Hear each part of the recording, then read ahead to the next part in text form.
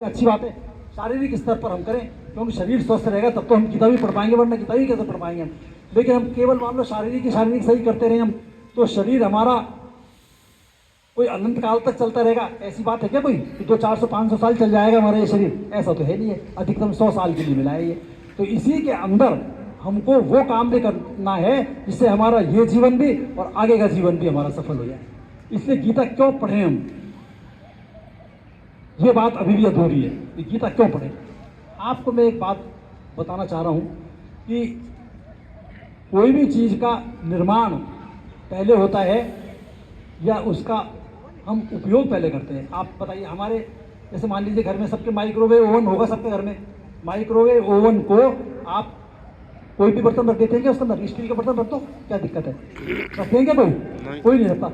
उसके अंदर उसके साथ में एक मैनुअल गाइड आती है, एक पुस्तक आती है, छोटी सी पुस्तिका बोलते हैं उसको, क्या बोलते हैं? गाइड बोलते हैं, मैनुअल बोलते हैं उसको, यूजर मैनुअल। यानी इस एपरेटस को कैसे चलाया जाएगा, काम कैसे लिया जाएगा इसको, ठीक है ना? फिर उसको पढ़ करके, अब वो पढ़ने की जरूरत नहीं है, कोई बता भी देता है हमको, आजकल तो बड़ी कॉमन चीज़ हो गई है ये। लेकिन उसके खिलाफ नहीं करते हम कोई भी काम। किसी ने भी उसके अंदर स्टील का बर्तन या पीतल का बर्तन नहीं रखा होगा उसके अंदर। तो ऐसे ही क्या हमको जो भगवान ने ये हमको जो मनुष्य शरीर दिया है, ये जीवन दिया है, इस जीवन को चलाने के लिए भी कोई भी चीज़ का निर्माण भगवान ने कर दिया। लेकिन इस निर्माण के पीछे कोई यूजर मैनुअल भी दिया है क्या इसका?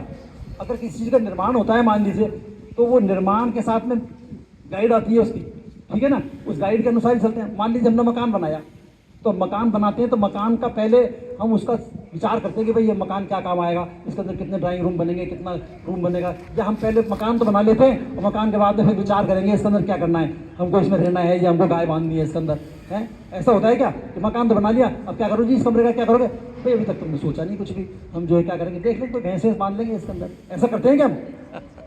करते हैं क्या? कोई नहीं करते। ऐसे ही भगवान ने जो हमको ये मनुष्य शरीर दिया है, ये चलेगा कैसे, ये हमको अपने जीवन में करना क्या है, और ये हमको शरीर क्यों मिला है, ये संसार क्या है, ये माया क्या है, भगवान क्या है, ये सब बातें कौन बताएगा हमको? कौन बताएगा जी? गीता, भगवत गीता बताएगी। और भगवत गीता, हमारे पास में शास्त्र बहुत हैं, वेद है, पुराण है, उपनिषद है, महाभारत है, भागवतम है, अनेक ग्रंथ है। उसमें सबसे छोटा जो ग्रंथ है वो भगवत गीता है। क्यों है? भागवतम में 18,000 श्लोक है, महाभारत में 1,00,000 श्लोक है। बताइए कौन पढ़ेंगे? बहुत मुश्किल है ना।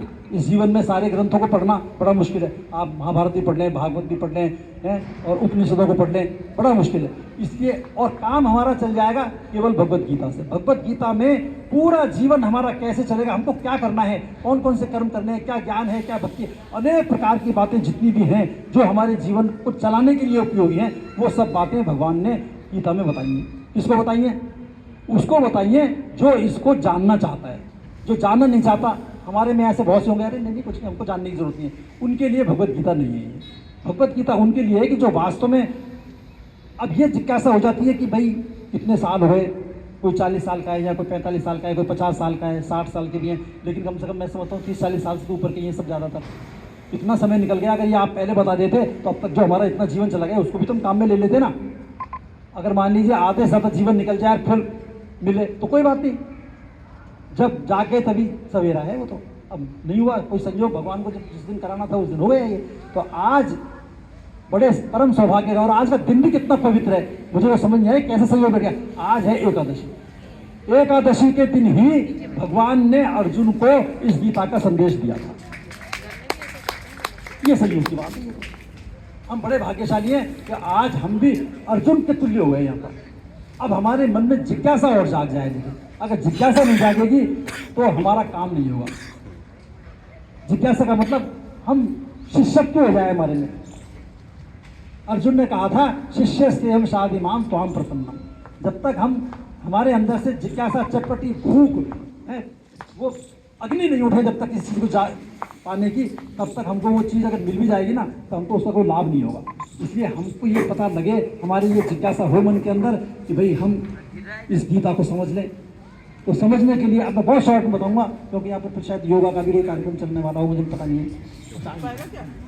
तो अब ये भगवत गीता कैसे पढ़ी जाए, कैसे समझी जाए, ये प्रश्न है, ठीक है ना।